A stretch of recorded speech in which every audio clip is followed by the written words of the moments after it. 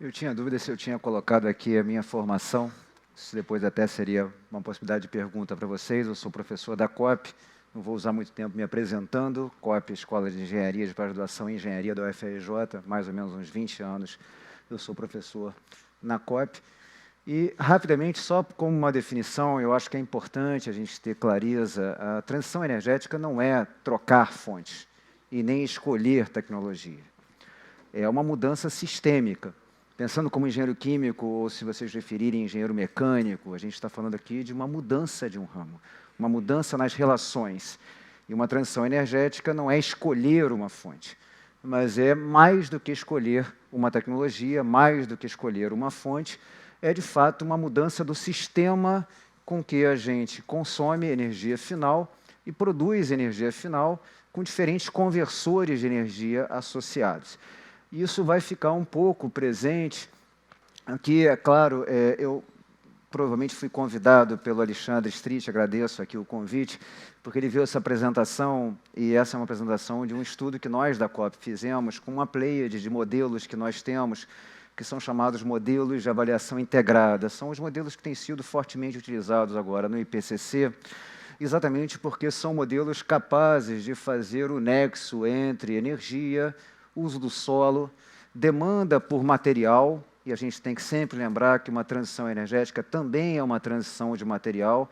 Se eu tiver tempo, eu vou falar um pouquinho do desafio material que há nos novos conversores de energia. Não é verdade que os novos conversores de energia e que as fontes renováveis de energia não implicam em desafios à indústria extrativa mineral. Não é verdade que a gente não consegue deixar de lidar com problemas geopolíticos associados à questão material da nova indústria de energia, e aí existe um nexo com material, um nexo com água, e tudo isso com um nexo em relação ao clima, porque a gente tem um fato novo na transição energética do século XXI, que não havia no século XX e nem tão pouco no século XIX, que são as transições do carvão e do petróleo, com um grande ciclo tecnológico de inovação da indústria elétrica, que é o problema da urgência climática, o problema da externalidade negativa associada à urgência climática. O nosso modelo ele não envolve apenas energia, o nosso modelo, no caso do Brasil, envolve também o uso do solo. E, nesse sentido, eu vou mostrar alguns resultados com foco em energia, mas quando a gente pensa hoje na transição energética, a gente tem que pensar em todo o conjunto de emissões associadas a gases de efeito estufa, o que, como nós vimos na primeira mesa, no caso brasileiro, pesa muito as emissões associadas ao uso do solo, mas também porque o Brasil é um grande potencial produtor de bioenergia. E, ao mesmo tempo, a bioenergia vai disputar com a hidroeletricidade a demanda hídrica brasileira. Então, a gente tem que fazer esse nexo, não apenas da energia com o uso do solo, mas também com a demanda hídrica. É claro, aqui falando um pouco dos modelos que a gente desenvolveu na COP, são vários modelos satélites, e aí alguns modelos que trabalham especificamente refinos de petróleo, despacho do setor elétrico. Evidentemente, eu não vou ter tempo na minha apresentação de discutir aspectos específicos dessa modelagem, deixo as perguntas, eventualmente, algumas discussões possíveis sobre o papel do gás, o papel do hidrogênio, o papel de baterias de segunda geração como forma de firmar parte da intermitência das renováveis, e tudo isso alimentando um conjunto de modelos, são chamados modelos integrados, tanto modelos globais, que representam as regiões mundiais, quanto o modelo brasileiro que está conectado ao nosso modelo global. E só chamando esse destaque, o nosso modelo global da COP é um dos 4 modelos que hoje representam trajetórias ilustrativas no último relatório do IPCC. É a primeira vez no relatório do IPCC que se utilizaram modelos que não foram desenvolvidos em países da OCDE, e, nesse caso, o nosso modelo COF. Aqui são cenários, claro, a gente tem que ter cuidado quando a gente olha cenários. Na verdade, aqui só o cenário não é uma previsão, é uma lógica de what if. E aqui são cenários que nós conformamos num último estudo, um estudo recente que nós fizemos junto com o SEBRE. E há toda uma estratégia de tentar definir linhas narrativas em relação a esses cenários. E nós, da COP, o que fizemos foi rodar alguns desses cenários nos nossos modelos.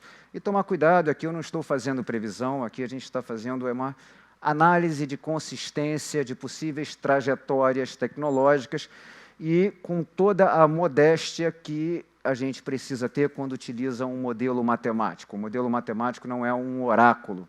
Na verdade, o modelo matemático é algo que pode disciplinar os nossos vieses. Aqui há pessoas que vão apostar no hidrogênio verde, e eu não gosto da cor ao hidrogênio, eu sou engenheiro químico, o hidrogênio não tem cor.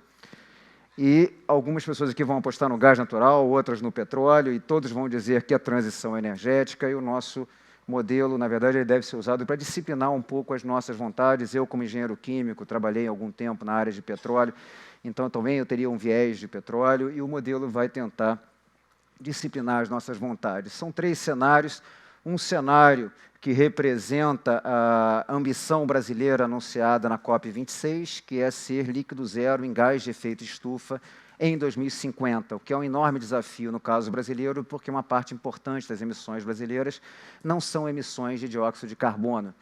Então, por exemplo, já antecipando, no nosso modelo, para o Brasil ser líquido zero em 2050 em todos os gases de efeito estufa, e aí a gente está falando de metano, mas não é o metano de vazamento, é o metano da pecuária brasileira, é o óxido nitroso associado a fertilizantes nitrogenados, e para o Brasil ser líquido zero em 2050 nos gases de efeito estufa, ele vai precisar ser líquido zero em CO2, provavelmente uma década antes, em termos da sua ambição anunciada em Glasgow.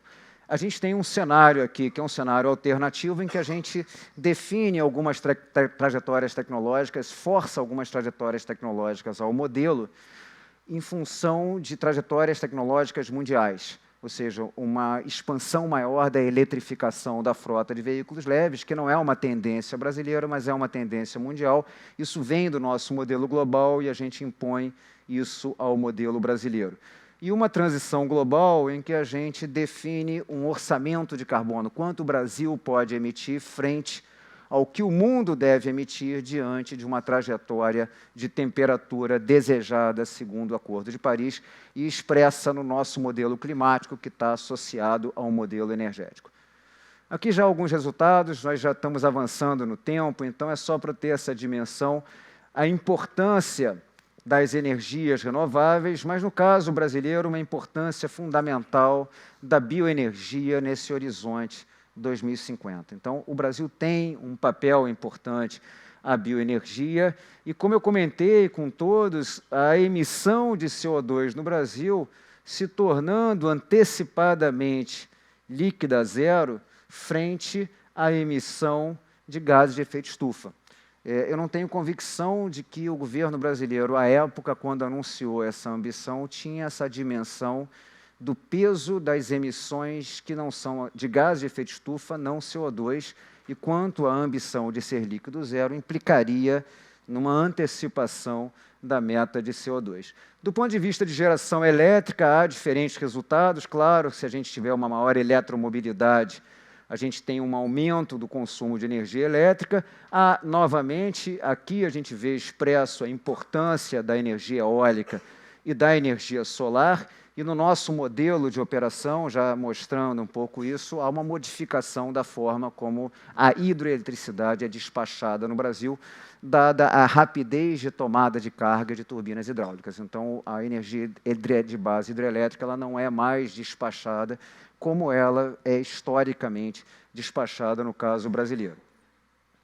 No caso de combustíveis derivados de biomassa, aqui é um ponto de nota importante, a gente precisa entender que o Brasil ele é um grande dependente de diesel no seu consumo final, e é um grande importador de diesel.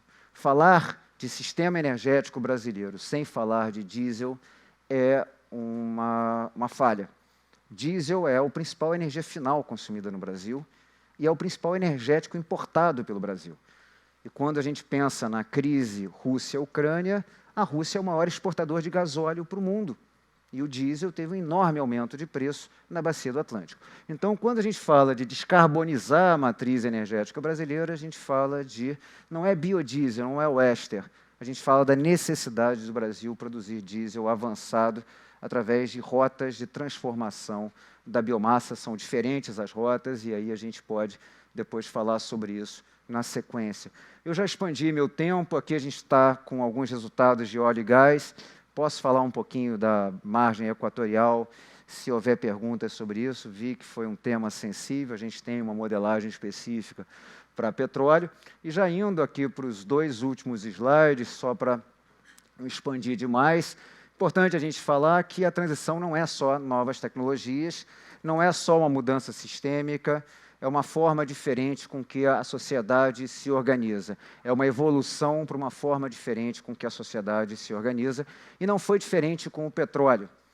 Um livro famoso da crônica do Rio de Janeiro, do João do Rio, que era um cronista do Rio de Janeiro no início do século XX, final do século XIX, trata exatamente dos antigos cocheiros que não sabiam o que fazer com a entrada dos automóveis na cidade do Rio de Janeiro, que era uma cidade periférica. Então, é uma transformação, não é só o automóvel, não é só a gasolina, não é só o petróleo. É uma transformação no modelo de organização das cidades, no modelo de consumo de energia, no modelo como o negócio e a cadeia de valor se organiza. A gente precisa modelar, e esse é um grande desafio para a gente, os chamados cisnes negros. O clima vai alterar a estacionalidade dos sistemas energéticos. Vai alterar a série hidrológica, vai alterar a produtividade agrícola, vai alterar a produtividade da bioenergia. Esse é um enorme desafio, nós da COP temos nos dedicado fortemente a esse estudo, que é o estudo do problema dos impactos do clima e da adaptação. O sistema não é estacionário. Os combustíveis celulósicos avançados são críticos, no caso brasileiro, em função do diesel, e também um pouco em função do querosene de aviação. Nós não temos substitutos hoje para o bunker marítimo, para o diesel, para o longo percurso e para o querosene de aviação. Posso comentar, se houver perguntas depois, por que o hidrogênio não é esse substituto e nem tampouco as baterias eletroquímicas. E nós precisamos reduzir o consumo de diesel no Brasil. O Brasil tem uma parte fundamental das suas estradas com pavimento de baixíssima qualidade, caminhões de muita vida útil e condutores sem um treinamento adequado. Nossa estimativa na modelagem da COP é que a gente tem um desperdício de diesel da ordem de 10 bilhões de litros em função da qualidade das estradas e do modo como a gente utiliza os caminhões e da idade dos caminhões da nossa frota. Então, esse é um ponto fundamental. Peço desculpas por ter passado um pouco do tempo. Aqui é um slide que discute um pouco essa transformação sistêmica e agradeço o convite.